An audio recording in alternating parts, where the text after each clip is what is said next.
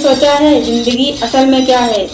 क्यों कुछ लोग उठते हैं, साम्राज्य बना लेते हैं, किताबें लिख जाते हैं और कुछ लोग बस जीते भर हैं।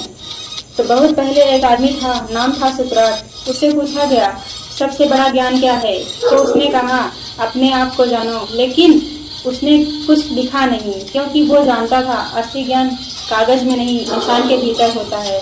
सुकरात का एक शिष्य था प्लेटो। उसने सोचा अगर इंसान खुद को समझ सकता है तो क्या एक समाज, एक पूरा राज्य भी आदर्श नहीं हो सकता? उसने अपनी किताब रिपब्लिक में लिखा कि न्याय और आदर्श से ही सभ्यता खड़ी होती है। फिर आया उसका शिष्य अरस्तु।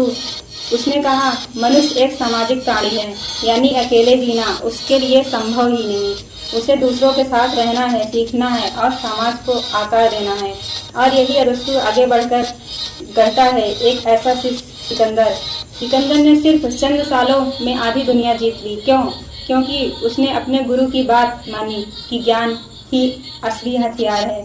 लेकिन कहानी यही खत्म नहीं होती, क्योंकि समय बीतता है और मंच पर आता है नेपोलियन बोनापार्ट, एक साधारण सैनिक जो कहता है असंभव उसके आत्मविश्वास ने उसे सम्राट बना दिया। इधर यूरोप के एक और कोने में कार्ल मार्क्स खड़ा होता है। वो कहता है सिर्फ मेहनत से कुछ नहीं होगा, ज्ञान चाहिए, स्वास्थ्य चाहिए, विचार चाहिए। वो समझता है कि अगर मेहनत से पैसा मिलता तो गाड़ी खींचने वाला मजदूर सबसे अमीर होता। असल में पैसा मिलता है ज्ञान का। और उसी दौर में रोम का सम्राट मार्कस एलुरियस अपनी डायरी में लिख रहा था तुम्हारे जीवन की खुशी तुम्हारे विचारों पर निर्भर करती है। वो सम्राट था, उसके पास सब कुछ था, लेकिन उसने सिखाया असली जीत भीतर की शांति है। अब जरा सोचो, ये सब बातें अलग अलग लगती हैं, लेकिन है एक ही सूत्र में बंधी।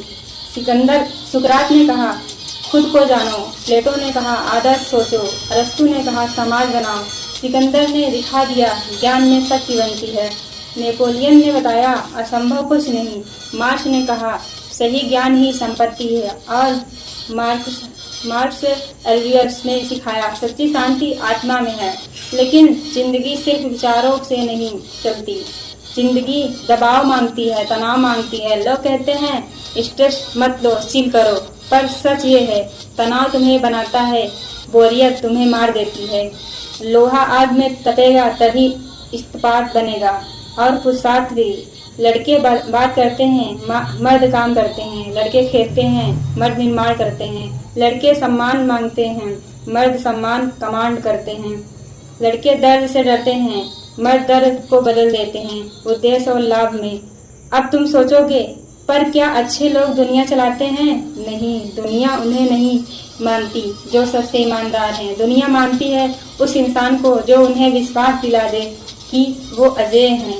याद रखना, सम्मान दया से नहीं मिलती, सम्मान आता है जरूरत से, डर से और इस विश्वास से कि तुम्हारे बिना वो खो जाएंगे। और ये मत भूलो, सौंदर्य भी आंखों में होता है, कपड़ों में नहीं, काया में नहीं। आंखें वो दरवाजा है जहाँ से इंसान का असली दिल झलकता है। जिंदगी के रास्ते पर दो तरह के लोग मिलते हैं, एक वो जिन्हें हमेशा लाड प्यार मिला है, दूसरे वो जिन्हें कठिनाई ने बड़ा किया।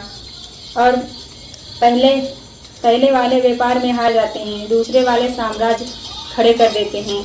और आखिर में लोग कहते हैं पैसा अच्छा है, पर सच तो ये है सिर्फ पैसा ठंडा है। असली ठंडक है वो शक्ति, जो असर और विरासत जो तुम पीछे छोड़ देते हो।